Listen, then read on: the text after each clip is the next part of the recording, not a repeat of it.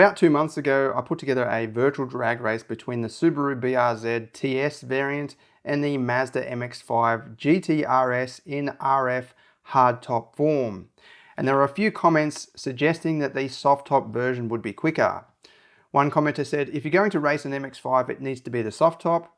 And another commenter said, MX-5 soft top, 50 kilograms lighter, suggesting that that's going to be quicker. Well, I thought I'd book one in and try it out. Will the soft top be quicker than the hard top against the Subaru BRZ? Basically, it's the same vehicle, GT-RS trim level, 2-litre naturally aspirated 4-cylinder engine, 135 kilowatts, 205 newton meters, rear-wheel drive, 6-speed manual. But there are a number of little differences that could impact the performance. So we've got a boot space difference, 130 litres in the soft top versus 127 in the hard top. Fuel consumption is also a little bit different. The soft top is rated at 6.8 litres per 100 kilometres versus 6.9 in the RF, and that's likely due to the weight. According to Redbook Kerb weight specs, the RF weighs 1,108 kilograms, while the soft top version weighs 1,063 kilograms. It's about a 50 kilogram difference. And that of course impacts the power to weight ratio. The RF 121.84 kilowatts per tonne versus 127 kilowatts even per tonne for the soft top version. So definitely an advantage to the soft top for power to weight ratio. Is that going to be enough though to beat the BRZ? Well, just to refresh your memory, the BRZ weighed 1,255 kilograms Kerb, 174 kilowatts and 250 newton meter, 2.4 litre naturally aspirated engine, which spits out a power to weight ratio of 138.65 kilowatts per tonne. So the BRZ still has an advantage for power to weight ratio, but what's going to be quicker in a virtual drag race? Let's see.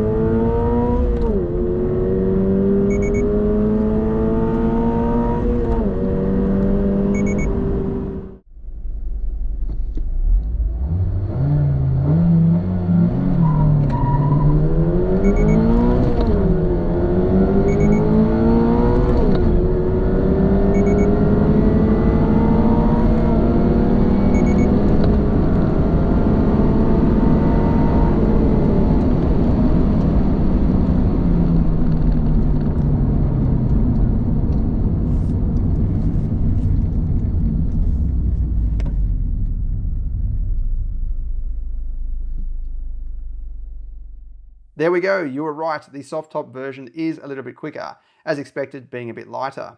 I just want to say though, with the soft top, I did quite a few runs. I did quite a few in the RF as well, and the BRZ, but probably more in the soft top.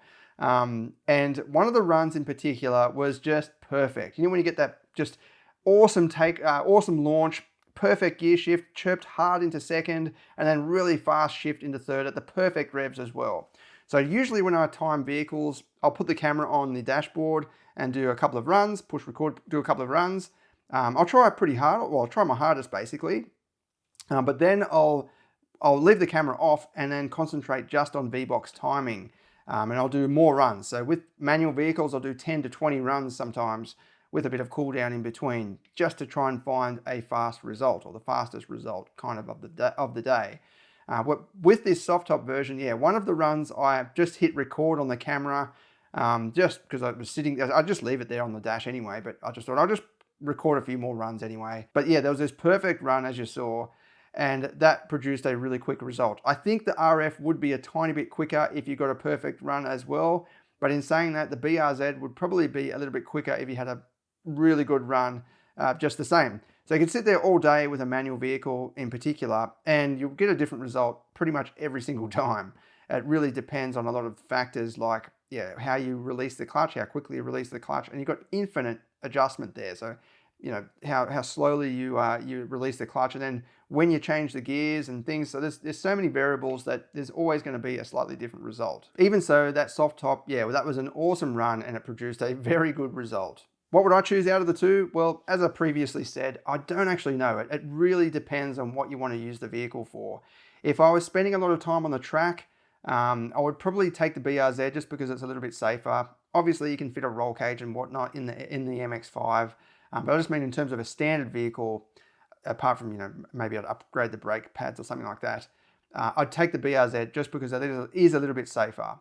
You've also got 2 seats in the BRZ too. Although they're not very usable, you can use them for something, you know, whereas the MX-5, you don't get that.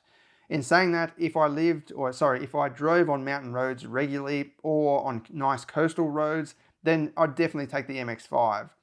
And I would probably definitely would take the soft top version over the RF, just because it is a little bit lighter, but also you can flip back the roof right back, so you get that complete open air experience. Whereas the RF, it kind of feels like a sunroof in some ways. The roof doesn't fold all the way back. You've got this big buttress or pillar system still sitting there. So it's not quite the same, although you do get more refinement when the roof is up. So if you want a coupe kind of feel inside when you're on the highway, for example, then the RF is definitely the pick. Either way, they're both awesome driver's cars, and it's great to have a manual option that's still available on the market.